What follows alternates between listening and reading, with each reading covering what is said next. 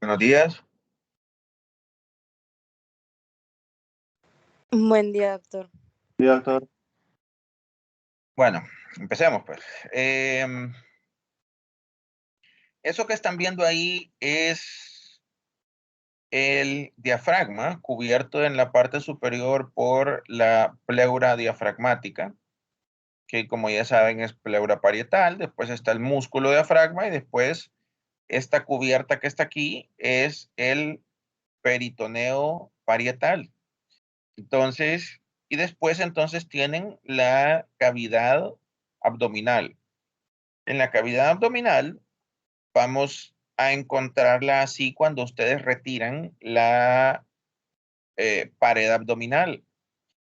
Entonces, tenemos acá al hígado, a donde tiene cortado el ligamento redondo que lo une con la pared abdominal, a donde iban los vasos umbilicales. Entonces tienen al hígado y bajo el hígado tienen a la vesícula biliar. Tienen a la última porción del esófago, que es la porción abdominal. El esófago tiene una porción cervical, una porción torácica y una porción pequeña abdominal. Tienen a el estómago y tienen a los dos epiplones u omentos, el omento menor que está entre el hígado y el estómago y el duodeno, y el aumento mayor que cae del estómago hacia el resto de la cavidad abdominal como que si fuera un delantal eh, adelante de las asas intestinales que están acá abajo. Entonces, bajo esta capa doble de peritoneo que se llama el aumento menor, vamos a tener un espacio que se llama la transcavidad de los epiplones, a través del cual se entra por este espacio que queda por abajo del borde del aumento menor, que está formado por el ligamento hepatoduodenal. Entonces ese espacio se llama el hiato de Winslow. Aquí pueden ver una parte del vaso, que es el órgano más delicado, el órgano más susceptible a traumas que tenemos en el abdomen. Entonces, cuando una persona se da un golpe en el abdomen, el lugar más probable que va a sangrar es el vaso. Acá abajo alcanzamos a ver la curvatura o flexura hepática derecha y la flexura hepática izquierda, y todo esto es el colon transverso, y esto que se alcanza a ver acá es el riñón derecho, que está en relación al lóbulo derecho del hígado. El riñón izquierdo está bajo el estómago y está pegado a la pared posterior del abdomen porque es retroperitoneal. Entonces, eso es como una descripción rápida, general de lo que vamos a ver hoy cuando ustedes retiran la pared abdominal. Entonces, empezamos con el esófago. Como les decía, el esófago tiene tres porciones: una porción cervical, acá arriba, una porción torácica, que es la más grande de todas, y una porción abdominal. Entonces el esófago es un tubo muscular que se encuentra normalmente colapsado y que se activa y se mueve de manera activa cuando ustedes degluten. Inicia por abajo del músculo cricofaringio y constrictor inferior de la faringe, y sus paredes, como les decía, está formado por músculo. Entonces, tiene músculo estriado externamente y músculo liso internamente. Tiene una capa de músculo longitudinal, que es el externo, y una capa circular, que es interna. Después tienen a la submucosa y la mucosa, que son las que ya da hacia la cavidad esofágica, que es pues el espacio que está, como les decía, normalmente colapsado, hasta llegar a donde termina, que es el cardias, que es un pseudoesfínter que separa el esófago del estómago. Entonces, estos son unas fibras musculares prominentes que sirven como un esfínter.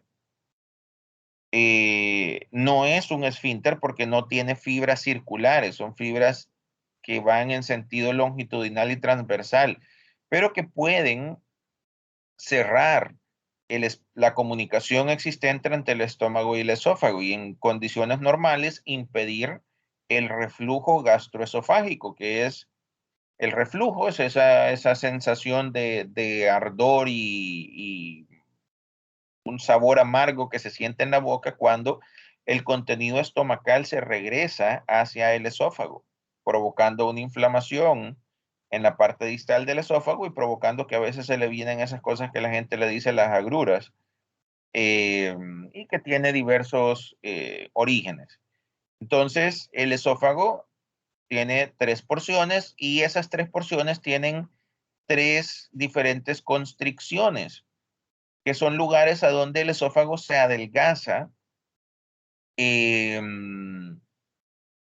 debido a la presencia de diversas estructuras. En el caso de la constricción cervical es por la presencia del músculo cricofaringio que produce la constricción cervical.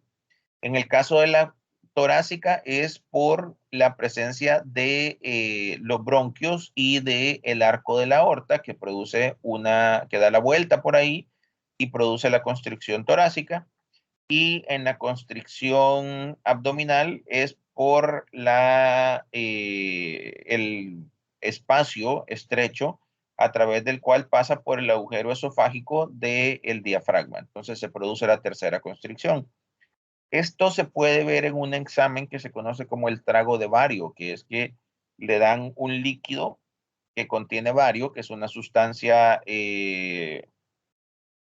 radioactiva que cuando toman una radiografía, entonces le dicen al paciente que trague el bario y en el momento en el que está deglutiendo se le toman radiografías y se ve cómo se marca todo el camino del esófago y a dónde hay alguna obstrucción.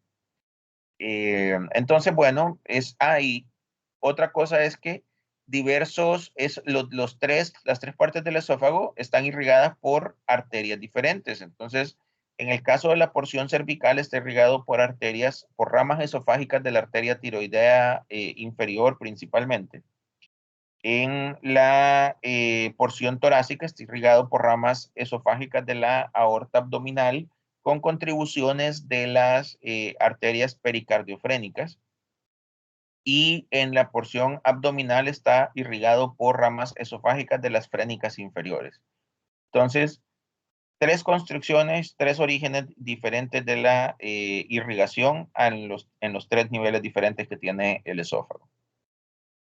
Entonces, el esófago termina en el cardias, decíamos, que es un pseudoesfínter, y después tenemos el estómago, que es una dilatación del tubo digestivo, y es a donde se produce el resto de la digestión mecánica y el inicio, o no el inicio, perdón, la mayor parte de la digestión química de los alimentos.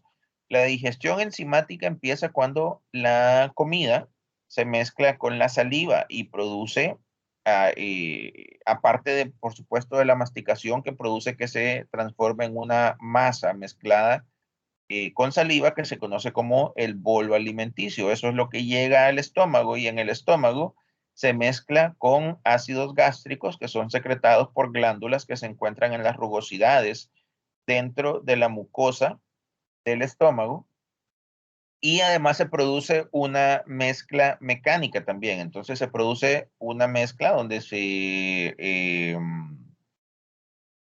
se mueven todos esos contenidos para mezclarse bien antes de pasar a el duodeno, que es la primera porción del intestino delgado, donde ya ocurre la primera parte de la absorción de los nutrientes, aunque la mayor parte ocurre después del duodeno en el yayuno y el ilion, que son las otras dos porciones del intestino delgado.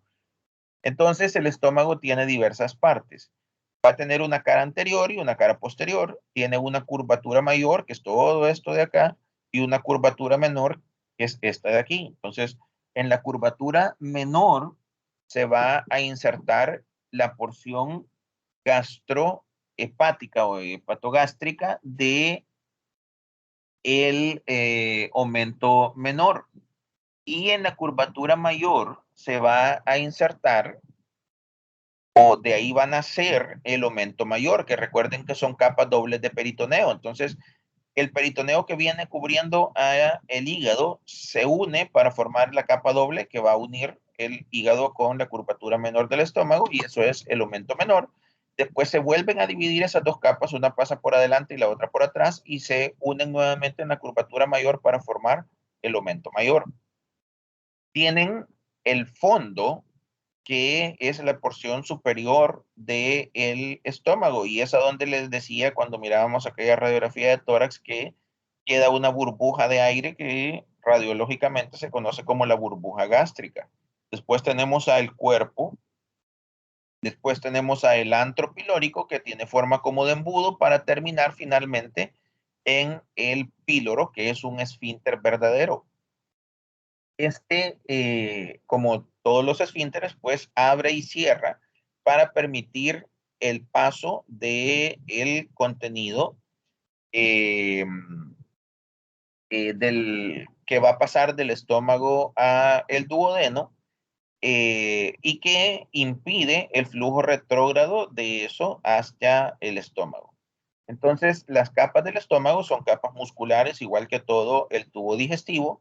Tiene una capa serosa externa, después tiene capas musculares, tiene una longitudinal, una circular y una oblicua, y finalmente tiene la mucosa, la submucosa, y en la submucosa esta serie de rugosidades que son irregulares en el cuerpo, pero que en el antro pelórico se van como regularizando y se van haciendo longitudinales hasta llegar finalmente a el píloro.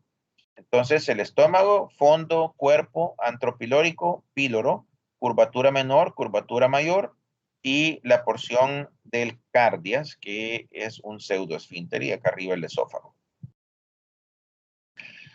Esto que está acá, entonces, es el duodeno.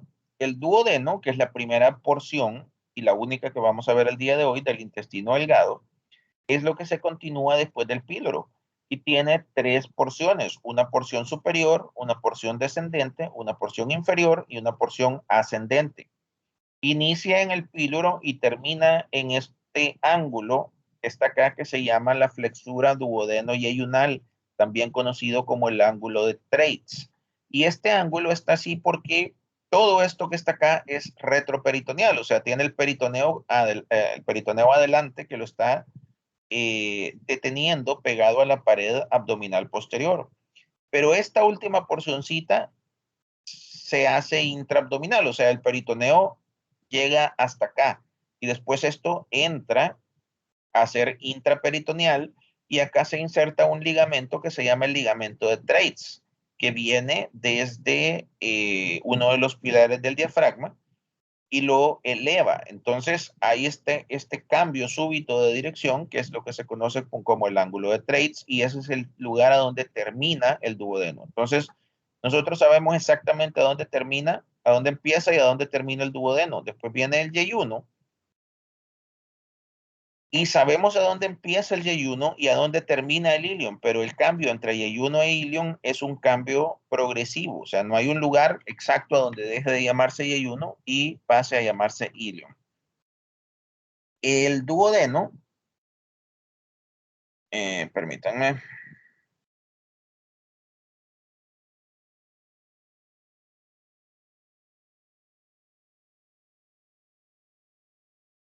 el duodeno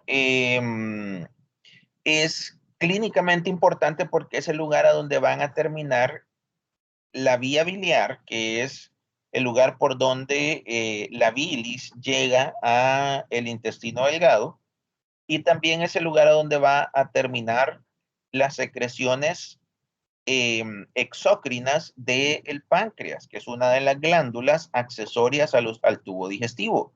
Entonces, el páncreas, que tiene una cabeza, un proceso uncinado que da para acá abajo, un cuello, un cuerpo y una cola, todo es retroperitoneal, excepto la cola, va a drenar, como les decía, su producción exócrina, que son las producciones que hacen las glándulas a través de conductos. También está el otro tipo de producción que hace el páncreas y todas las glándulas endocrinas, que son a través del torrente sanguíneo.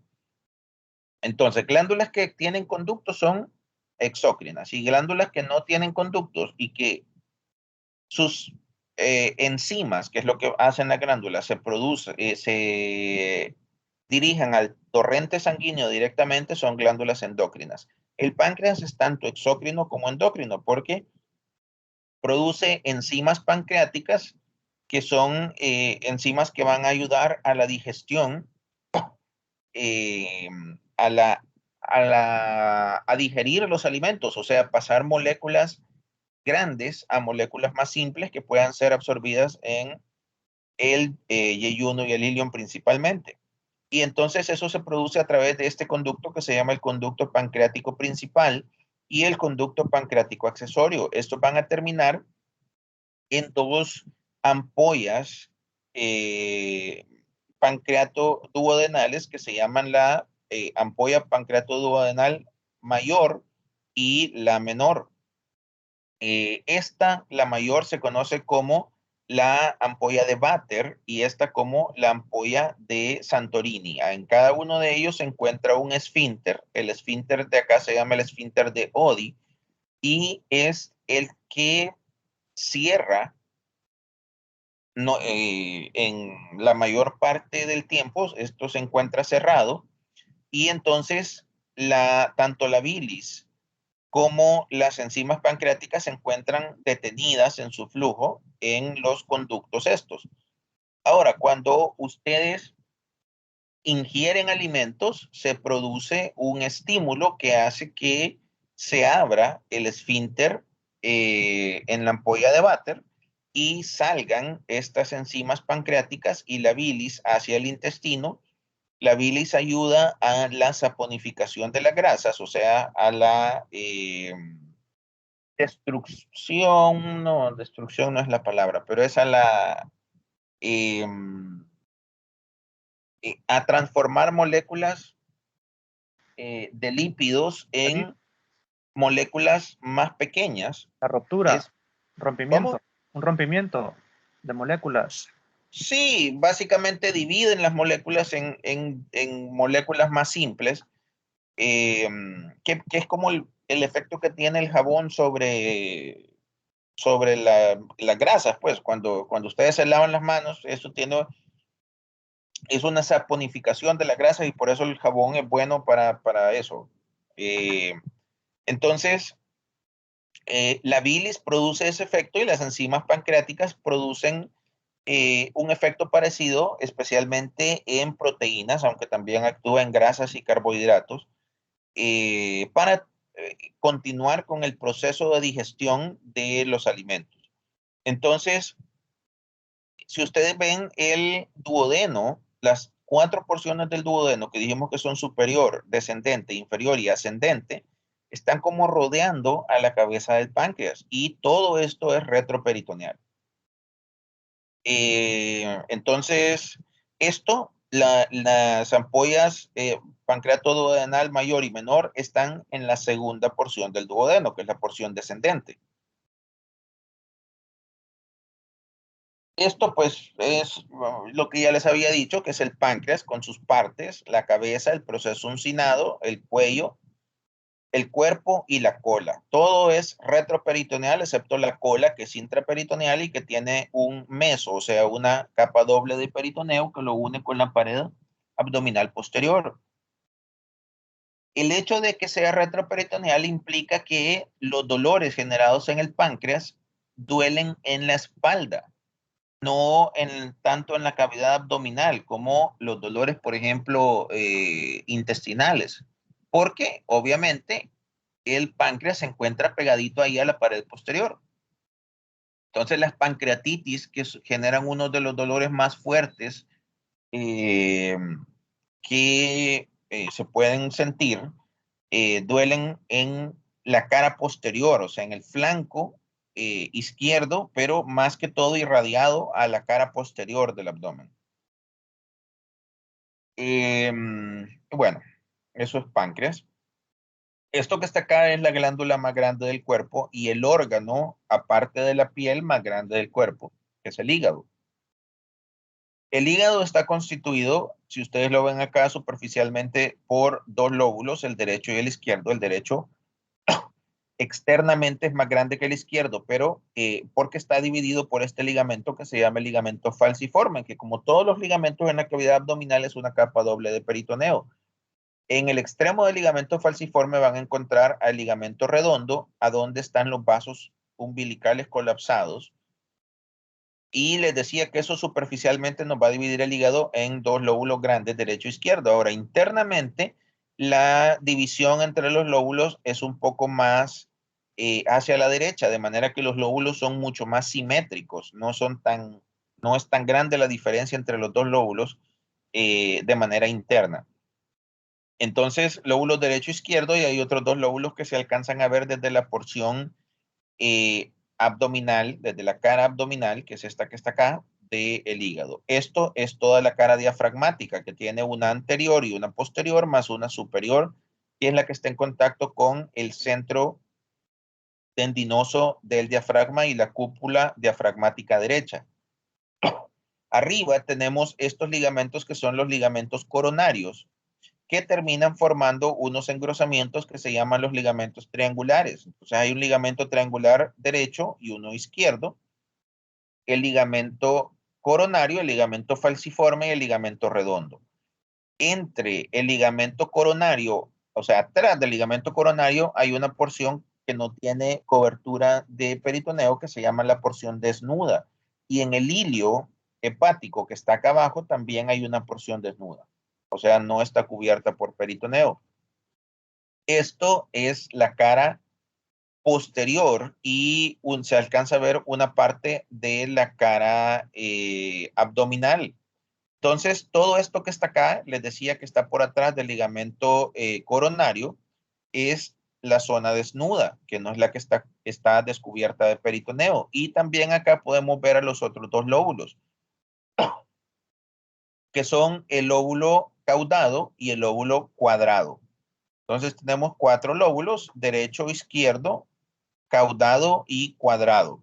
Estas son las venas hepáticas, que son normalmente tres venas hepáticas que van a terminar a la aorta, perdón, a la cava ascendente o la cava inferior. Entonces, la sangre que llega al hígado llega a través de la vena porta, que es el sistema que les decía que drena todo el tubo digestivo, lleva la sangre al hígado. En el hígado se va a metabolizar un montón de sustancias que incluyen proteínas, carbohidratos, digamos, muchos de los medicamentos que consumimos se metabolizan a nivel hepático. Y una vez que la sangre ha pasado por acá, va a salir por estas venas hepáticas para llegar a la cava inferior. Esto que está acá es un grupo de tres estructuras que se conoce como la tríada portal. La tríada portal está formado por la vena porta hepática, por la arteria hepática propia y por el conducto colédoco. Esas tres estructuras van dentro del ligamento hepatoduodenal, que es el otro componente, aparte del hepatogástrico, del aumento menor. Entonces, a través de ahí va la tríada portal, como les repito, formada por vena porta, arteria hepática propia y el conducto colédoco, que es parte de la vía biliar, que vamos a ver ahorita en un ratito. Entonces, esto es la tríada portal con la arteria hepática propia, el conducto colédoco y la vena porta. La vena porta se forma por la unión de la vena mesentérica superior y la vena esplénica para formar la vena porta, y después la vena porta se va a dividir en ramas para el lóbulo derecho y el lóbulo izquierdo, y posteriormente para los lóbulos cuadrado, caudado y el resto eh, de los diferentes lóbulos internos que tiene el hígado. Y el hígado pues va a producir bilis, y esa bilis drena a través de estos conductos que son conductos de la vía biliar interna, o sea, esto está dentro del hígado. al final van a formar dos conductos que son los que logramos ver, que son el conducto hepático derecho y el conducto hepático izquierdo, que se unen para formar el conducto hepático común. El conducto hepático común se une con el conducto cístico para formar el conducto colédoco, que es el que llega finalmente a la ampolla duodenal mayor. El conducto cístico es el que lleva a la bilis hacia y desde la vesícula biliar. La vesícula biliar es un saco que tiene el fondo, el cuerpo, el cuello y finalmente el conducto cístico, y es una bolsa, un saco que tiene la función de almacenar y concentrar bilis.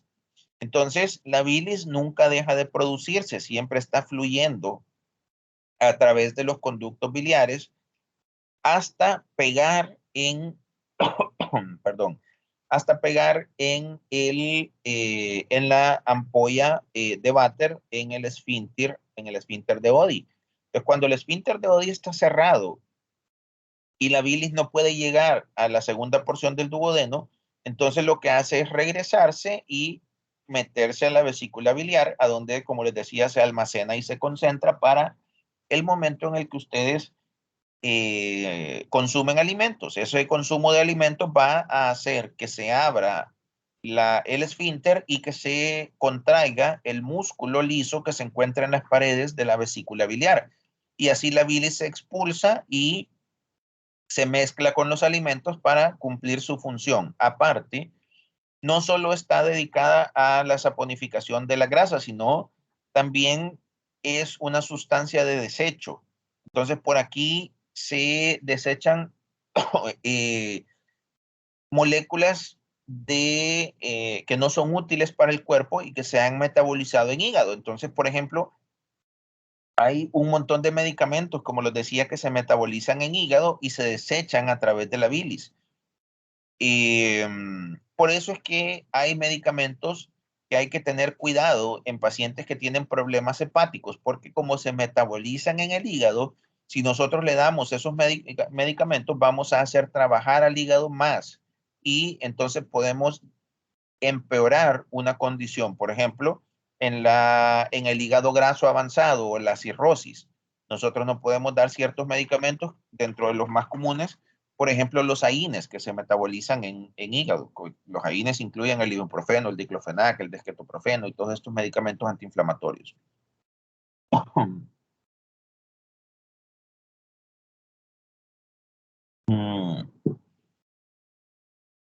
Entonces, bueno, pues esto es la vía biliar y la triada portal. Esto que está acá es el vaso. El vaso es algo así como un filtro de la sangre. Está formado por millones de capilares. Entonces es como que si fuese una esponja llena de sangre. Contiene una gran cantidad de sangre y eso es lo que hace que sea tan delicado. Si sus paredes se rompen, se laceran con cierta facilidad si ustedes se golpean, especialmente en el hipocondrio izquierdo, que es a donde se encuentra. Y este es un órgano que se puede retirar, o sea, no es un órgano vital. Se puede hacer lo que se llama una esplenectomía, que es hacer una resección quirúrgica del vaso. Entonces, el vaso es un órgano sencillo, tiene un polo superior y un polo inferior, una cara diafragmática y una cara abdominal, que es a donde está el hilio esplénico, a donde vamos a encontrar la llegada de la arteria esplénica y la salida de la vena esplénica, que dijimos que la vena esplénica junto con la mesentérica superior van a formar la vena porta. Y la arteria esplénica, que es una rama del tronco celíaco, que ya vamos a explicar en un ratito y van a ver por qué es que todo este tema se ve junto. Entonces, esto es la razón por la que vemos todo esto junto, porque tienen una relación directa y para poder entender esa relación, yo prefiero ver todo en una sola clase. Entonces, ustedes tienen por arriba el hígado, en medio al estómago, a la izquierda al vaso y por atrás del estómago al páncreas y alrededor del páncreas el duodeno. Todos tienen una irrigación y un drenaje que van a lugares comunes o que vienen de lugares comunes. Esto que está acá es la aorta abdominal. La aorta abdominal tiene dos tipos de ramas, que son ramas parietales y ramas viscerales, y esas están subdivididas en ramas pares e impares. Entonces tenemos ramas parietales pares y parietales impares, y viscerales pares y viscerales impares. Las viscerales impares son tres. El tronco celíaco, que es esta que está acá, una que está un poquito más abajo aquí que se llama la mesentérica superior y otra que está bastante más abajo que se llama la mesentérica inferior. El tronco celíaco, que es del que vamos a ver hoy, sus ramas, está dividido, o sea, se divide en tres ramas, que son la arteria esplénica, la arteria gástrica izquierda y la arteria hepática común. La arteria hepática común va a dar a la arteria hepática propia, que es la que es parte de la triada portal. O sea, la hepática común no es parte de la triada portal, solo la hepática propia. Y la otra rama las otras ramas, perdón, de la hepática común son la gástrica derecha, que junto a la gástrica izquierda van a hacer una anastomosis en la curvatura menor del estómago y van a dar estas ramas que van a irrigar una parte del estómago relacionado con la curvatura menor. Y la otra es esta arteria que va hacia abajo que se llama la arteria gastroduodenal. La arteria gastroduodenal se va a dividir en dos ramas importantes, que son la arteria pancreatoduodenal superior, que va a irrigar, como su nombre indica, una parte del duodeno y una parte del páncreas, junto con otra arteria que se conoce como la pancreatoduodenal inferior, que es rama de la mesentérica superior, o sea, esa ya no es rama del tronco celíaco. Y la otra rama de la gastroduodenal es esta que está acá, que es la arteria gastromental o gastroepiploica derecha, que va por la curvatura mayor del estómago, hasta anastomosarse con la arteria gastroepiploica o gastromental izquierda, para formar esta anastomosis que va por toda la curvatura mayor del estómago. Entonces, la arteria esplénica tiene este trayecto que es así tortuoso y va a dar estas arterias que se llaman las arterias gástricas cortas, que no es solo una, como se ve aquí, son varias arterias que van a irrigar la cara posterior de la pared del cuerpo del estómago. Y va a dar después la gastroepiploica izquierda y finalmente pues va a llegar a irrigar a el vaso. En el vaso, como les decía, es como un filtro de la sangre, especialmente de los componentes de la sangre, de los componentes celulares de la sangre, a donde se capturan glóbulos rojos que ya cumplieron su vida útil, se destruyen para formar sus componentes elementales y poder hacer nuevos glóbulos rojos en los órganos hematopoyéticos. Entonces, esto es la arteria esplénica. Entonces, el tronco celíaco tiene tres ramas directas, la gástrica izquierda, la esplénica y la hepática común. La hepática común va a dar a su vez tres ramas, la gástrica derecha, la gastroduodenal y la hepática propia, que es parte de la triada portal. La hepática propia se va a dividir en hepática izquierda y hepática derecha. Y la hepática derecha va a dar esta arteria que se llama la arteria cística, que va a irrigar a la vesícula biliar.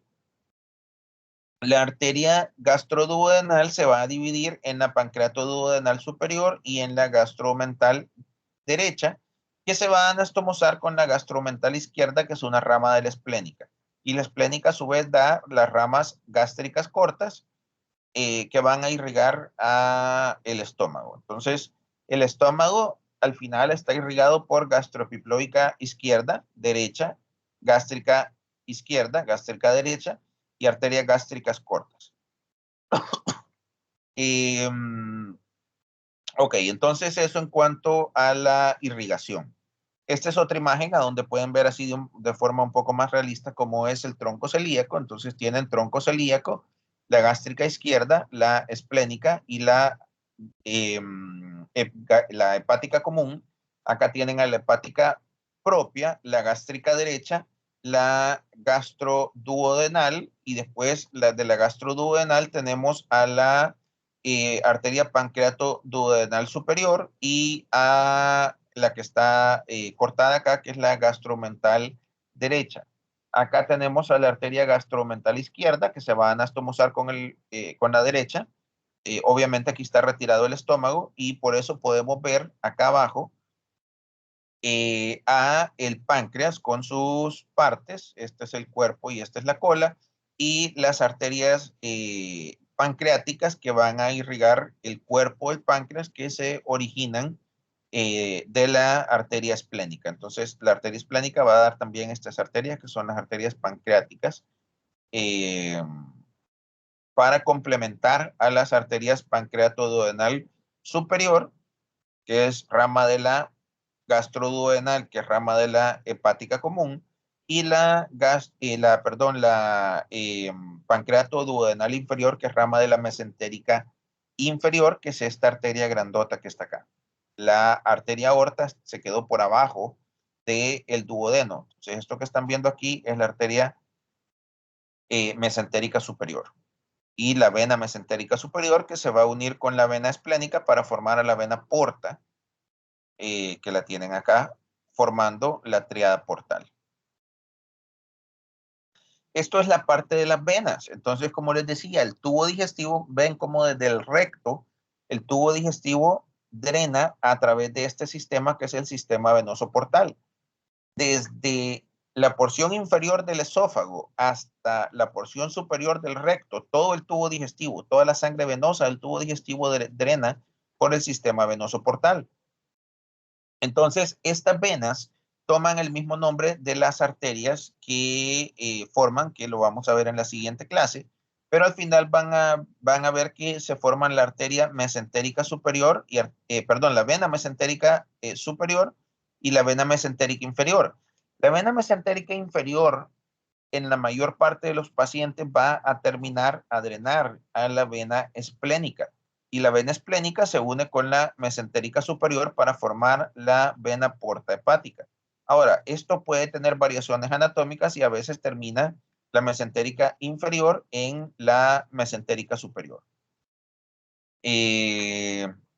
Entonces, el sistema venoso portal lleva sangre que es ligeramente diferente a la sangre venosa del resto del cuerpo. Es una sangre venosa que tiene una oxigenación mayor y que tiene una cantidad altísima de nutrientes, porque es quien absorbe los nutrientes y los transporta desde yeyuno ilion y desde todo el colon del intestino grueso hacia el hígado. Entonces, por ahí van todos los nutrientes hacia el hígado, acá se metabolizan y pasan al torrente sanguíneo a través de las 3 venas hepáticas hasta la vena cava inferior. Aquí pueden ver los omentos, el omento menor formado por la parte que va entre el hígado y la curvatura menor del estómago, que es el ligamento hepatogástrico, y la porción que va desde el hígado hasta la primera porción del duodeno, que es la porción hepatoduodenal. En esa porción hepatoduodenal que está abierta acá, pueden ver la tríada portal. Y bajo él se encuentra este espacio que se conoce como el hiato de Winslow, que es el orificio por donde se puede entrar a la transcavidad de los epiplones, que es el espacio que está por abajo del omento menor. Y acá ven el omento mayor, que tiene como apéndices de grasa unidos a su membrana doble de peritoneo y que se desprende desde la curvatura mayor del estómago. Se va a unir al colon transverso formando un ligamento que se llama el ligamento gastrocólico y después tiene una porción libre que cae, como les decía, como un delantal hacia abajo en la cavidad abdominal, en la porción inferior de la cavidad abdominal. Entonces, bueno, esta es la misma imagen que hemos visto ya 2 veces con las ramas de del tronco celíaco y cómo está la irrigación de toda esa zona. Entonces ahí está la irrigación de hígado, vías biliares, estómago, la porción abdominal del esófago, el vaso, el duodeno y el páncreas. Esto que está acá es para que vean ustedes cómo la cavidad abdominal está formada si ustedes hacen un corte sagital. Entonces van a tener la cavidad pélvica, a donde tenemos los fondos de saco, recto, uterino o vésico rectal, en el caso del hombre, y tenemos el receso de Morrison o el receso hepatorrenal, que son las 2 porciones más declives de la cavidad abdominopélvica si un paciente está en decúbito supino, que es la posición en la que se encuentra en las camillas de los hospitales o cuando le hacen un ultrasonido. Entonces, cuando hay un sangrado dentro de la cavidad abdominal, se va a formar como un charquito de sangre y siempre el lugar a donde va a estar esa sangre va a ser uno de estos 2 espacios, o los 2 espacios, porque son los más profundos. Los recesos en la cavidad pélvica y el receso hepatorrenal que se encuentra entre el riñón derecho y el hígado, y específicamente el lóbulo derecho del hígado. Entonces, esa era la clase de hoy. ¿Preguntas? Doctor, una pregunta. Mañana nos toca ir a la necroteca. Correcto. Siempre a las 10. Sí, bueno, ustedes saben que yo llego más o menos a las 10, pero la clase es a las 11 de la mañana, porque a las 10 está dando clase el doctor Pineda todavía. Ok, muchas gracias.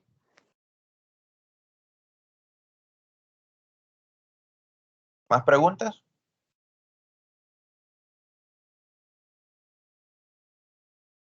Bueno, si no hay preguntas, entonces nos vemos mañana en la necroteca, pues. Gracias, doctor. Buen día.